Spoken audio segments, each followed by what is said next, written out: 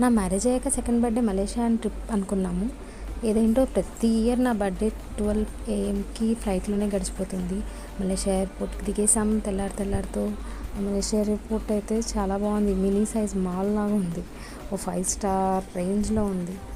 అసలు అందరూ different people, different shoppings, అంతా సూపర్ ఉందన్నమాట. మళ్ళీ మలేషియా మదానికి తీసుకెళ్లారు డైరెక్ట్ ఫ్లైట్. ఎయిర్పోర్ట్ దిగాక ఆ ఏరియా అయితే చాలా బాగుంది. తర్వాత మాస్క్యూకి తీసుకెళ్లారు. అది నేషనల్ మాస్క్యూ. ఇక్కడైతే దానికి డ్రెస్ కోడ్ ఉంటుంది. మాస్క్యూ వెళ్తే అలాంటి డ్రెస్లే వేపిస్తారు గర్ల్స్కి మాత్రం. తర్వాత ఈవినింగ్కి ట్విన్ టవర్స్కి తీసుకెళ్ళిపోయారు.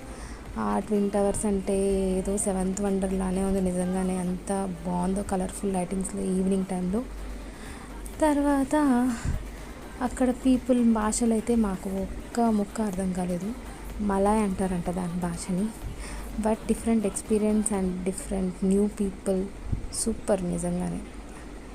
ఈ ట్విన్ టవర్స్ ఏరియాలోనే డైరెక్ట్గా 3-4 ప్లేసెస్ కవర్ చేసేసారు. సలోమా బ్రిడ్జ్ అనేసి, ఇంకా దాని ఎదురుగా ఉండే వాటర్ ఫాల్స్ అనేసి చాలా బాగుంది. అది కూడా ఈ వాటర్ ఫాల్స్ అన్నీ డ్యాన్సింగ్ వాటర్ ఫాల్స్ లాగా షో ఉంటుందంట ప్రతి ఈవినింగ్. కలర్ఫుల్గా చాలా బాగుంది అది కూడా. నెక్స్ట్ ఈ వాటర్ ఫాల్స్ అవుతానే మేము సలోమా బ్రిడ్జ్కి అయితే వెళ్ళిపోయాము. ఆ 3 ప్లేసెస్కి త్వరగా కవర్ చేసేమని టైమింగ్ కూడా పెట్టేశారు. మేము హాలిడే ట్రిప్ ద్వారా వెళ్ళాం మిటర్నరీతో.